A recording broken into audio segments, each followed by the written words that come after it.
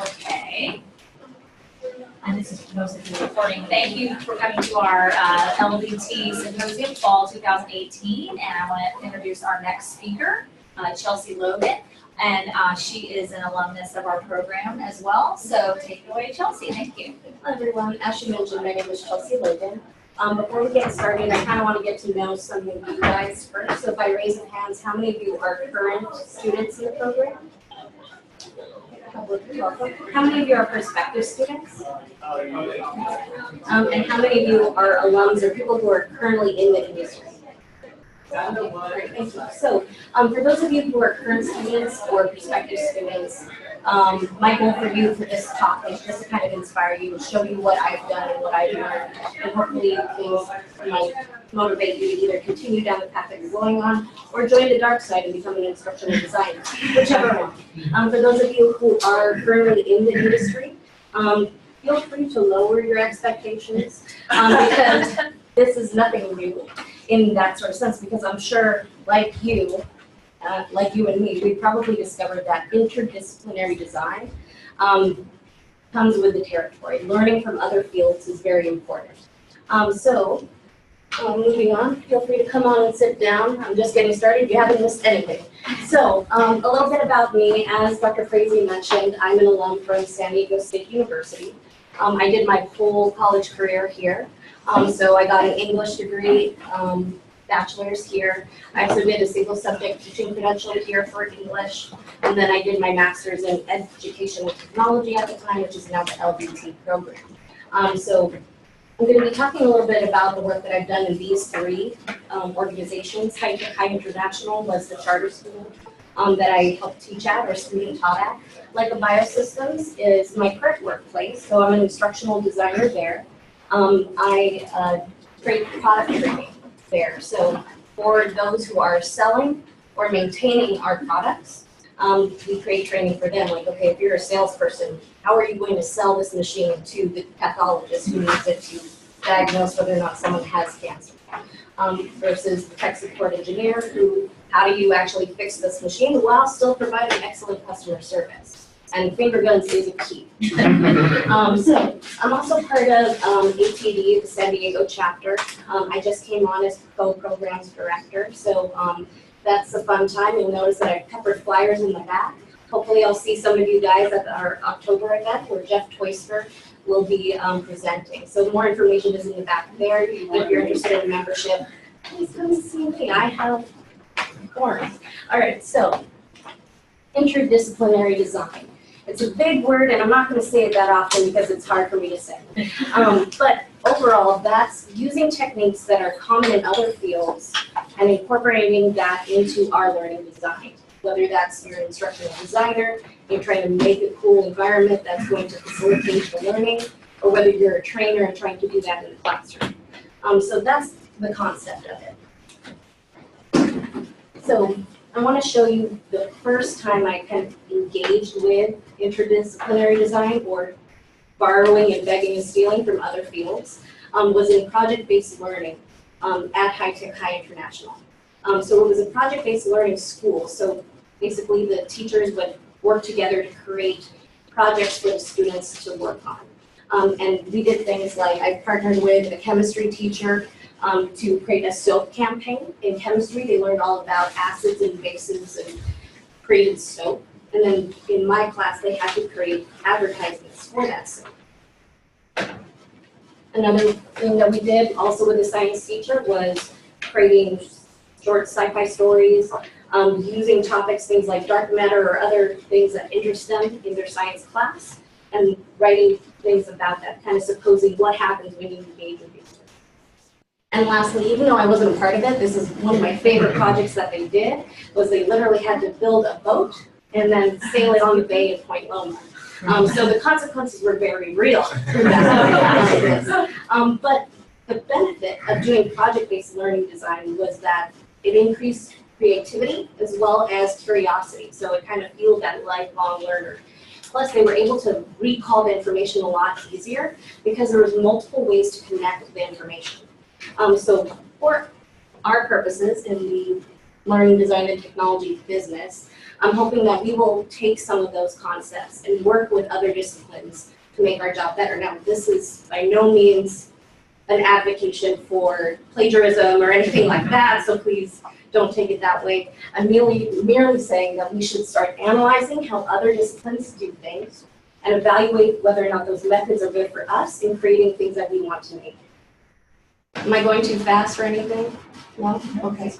All right, gotcha. You can even do this to speed it up. There's a rewind button too, but it's not as good. So, just kind of want to put it to you guys. When do you think you employ interdisciplinary design, or when would you think you would?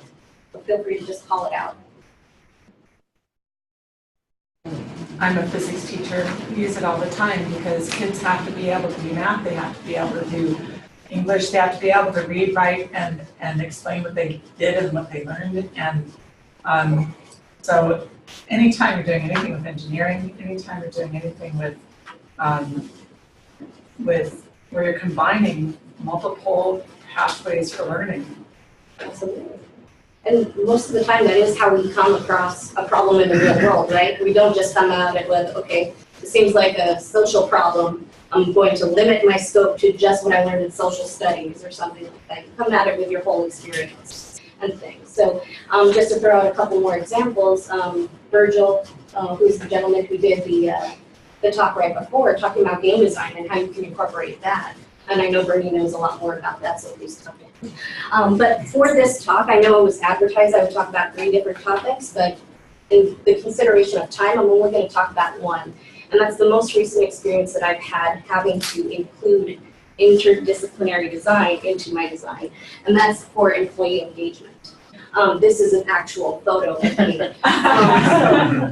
Employee engagement, it was this sort of big, fuzzy topic that I actually, as a product trainer or instructional designer, didn't really have to deal with so much in terms of the soft skills. But this is something that you, as you go through your career, might actually engage with, is how do you actually attack these softer skill or soft problems in your work environment.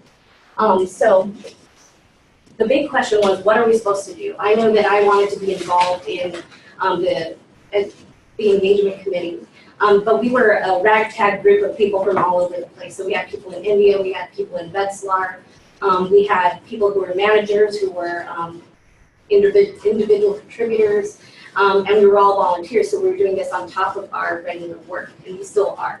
And the goal that was provided to us was improve it, just improve employee engagement. And there's something really wrong about that statement because it doesn't actually give you a whole lot to work off of. So you guys as instructional designers or trainers, what would be the first thing you would do if you were given a goal like this?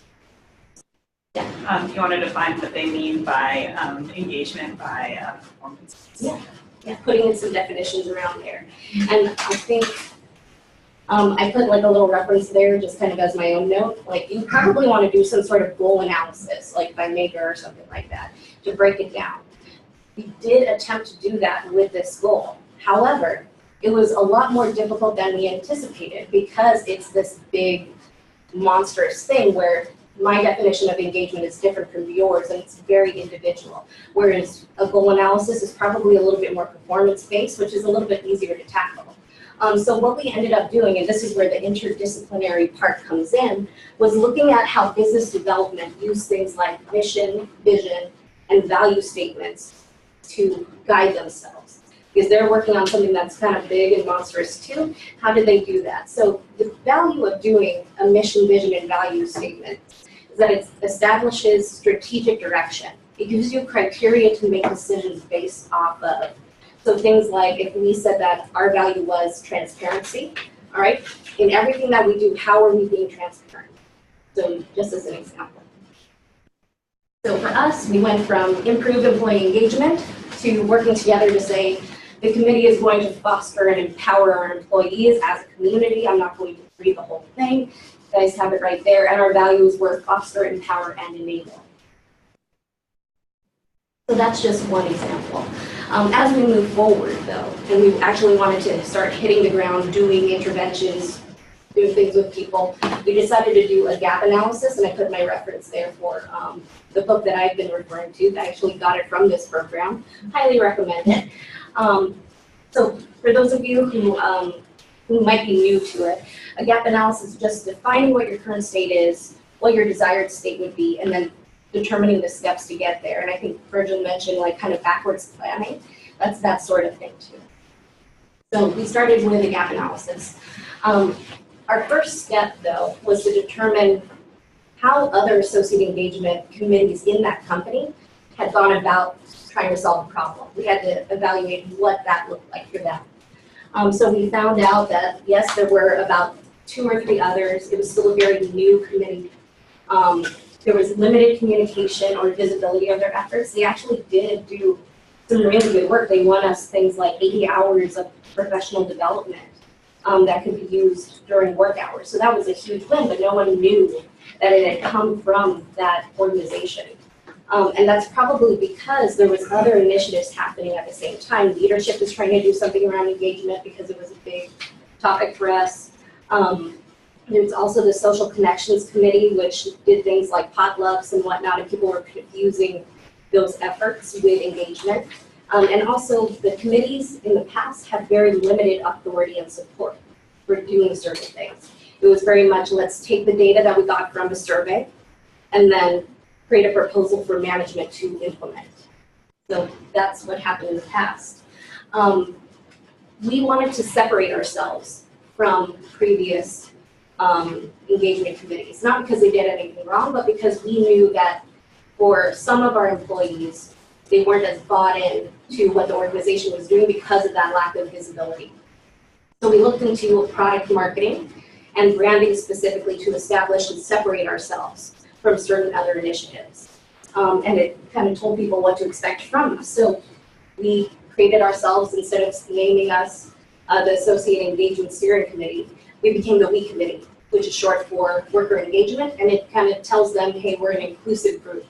We're a cross-functional team.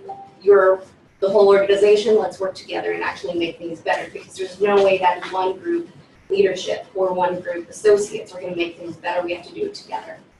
So we did things like making our presence known on the company media, such as Yammer. We also did kind of big events that were very participation-based. So up here we see like kind of like a timeline activity that we did. We put that up on the wall, and we just invited associates to come up and put what they thought were important milestones onto the timeline. And that gave us multiple things. One, participation and engagement, but it also gave us information in terms of what they saw as important from the organization. So it was a lot of things like the day that Dr. Glassy came in and talked to us about how many people our machines have touched in terms of their cancer diagnosis and stuff. So that was pretty cool. Another question that we had to answer was, who exactly do we serve? We're this big inclusive group where the WE committee is all, you know, full-blown High School Musical. We're all in this together. But we're also a global company. We have people all over the world. And those people's needs are going to be different. So we looked at product marketing using personas. How many of you have heard of personas before? Yeah, a little bit. Would you mind explaining what you understand it is, or what kind of how you've seen it? No? Okay, yeah, go for it. Well, what I understand as personas in UI and UX design, you kind of fit that into a certain demographic. So, so if you have a demographic where the persona is, you make kind of like a additive person, and then you attach them to a demographic. So it could be like single mothers who are into higher education, or they're in the middle of an educational program. And then you have other people who are, you know, work full time or whatever. And so you use those personas to kind of categorize what type of training would be good for them or something. Exactly. It simplifies the process, or who your target audience is, especially if it's a wide group. Thank you very much for sharing that. And shame on you, Aaron, for not sharing your so You did a much better explanation. yeah. Well, both of you deserve stickers. So as for who we serve, we use that concept of a persona, but we didn't go the full long way because we're not concerned about whether or not they could afford to purchase our product or service or anything like that. So these were the ones that we used. We figured attitudes would probably be the most common thing throughout the whole organization. So we created our fake personas. We have Susie Strongarm, who represented our optimist, who had just joined the company. Joe Middle Manager, who was the fence sitter, who kind of was sitting and waiting to see if change was going to happen. And then we had our negative Nancy, or our pessimist, who we figured no matter what we did, was not going to jump over the fence and become engaged with us. So that narrowed down our audience to Joe Middle Manager and Susie Strongarm. They were our target audience for all of our activities. So again, kind of the location was another issue. So that for that timeline activity, we didn't get the opportunity to post like whiteboards all over like the India complex so they could put their stuff on. They were also a newer sector for us. So we had to define like, okay, how are we going to localize our initiatives? So what we ended up doing was going into a project management tool. Like, okay, we need to look at what are the possible actions that we can do and then prioritize them according to the different groups. So are you guys familiar with an impact matrix? Do I need to go over that more? Give me a thumbs up if yes, thumbs down if no, it's okay, let's move on. Okay, so. Well, maybe, Yes. you go over a little bit? Oh, sure. Okay, so an impact matrix is, as it says here, just a method of prioritization. But it's basically on a grid, kind of a 4-square grid. I should have put one in here. Hindsight bias, right? So things that are low effort, but high impact would go in one quadrant. Things that would be low effort and low impact would be in another, and then high impact, low effort, etc. Yeah, so you would rate each of the actions that you would have coming out based on those scales, and then from there, okay, I want something that's low effort and high impact, and I can do that immediately. And if things are high effort and high impact, then I can plan for those accordingly. So that's the use of the impact matrix. And we figured that this would be the best way for us to grab that data. But where are we going to get the actions from? And again, engagement's a super sticky and fuzzy topic. So we ended up doing a gap analysis, but we put it onto the participants. So we printed out this worksheet where we had them define their desired state, their personal desired state. We had them define what they saw as their current state, and then 3 things that they personally could do to make things better. So kind of going back to our values, are we empowering people? Are we fostering versus dictating what they're supposed to be doing? And then using this data, let me put that there. We did, like, I think about 8 workshops in total at the different locations. So Wetzlar, Dublin, Newcastle, India, and then several in Vista because that's where our headquarters is, or where the bulk of the audience was. So we did those 2 exercises with them, and then we aggregated it. So we pulled everything that was common from all of the worksheets that they completed, and then put it up on the web. And now we're going to do the impact matrix. So the results of this have been pretty positive. People feel like they're being heard. For those of us who were optimists, we're getting things like, oh, this is great. Can you do X, Y, Z? Have you thought about doing this? So they're adding to the conversation. For Joe Middle Manager, we're still getting a little bit of skepticism, but they are excited about the potential. And then kind of as a new negative Nancy didn't want to jump on board, but we have gotten things like, I appreciate what it is that you're trying to do. And that's a win for us. Also, because we employed different fields or tools into what we were doing, we got the approval from management. Okay, you are speaking our language. You're looking at things like metrics and whatnot. You're analyzing whether or not the intervention's actually going to work. So that was great. And also, it just kind of grew all of our skill sets. So we had like a manufacturing manager who got to practice facilitating. I got to learn how to do video editing and figured out what a key light was. It was pretty neat. So just to wrap it up, I think whole purpose of this is just to keep learning, continue being interested in what other people are doing, and incorporating that into what it is that you're trying to do. So with that, are there any questions?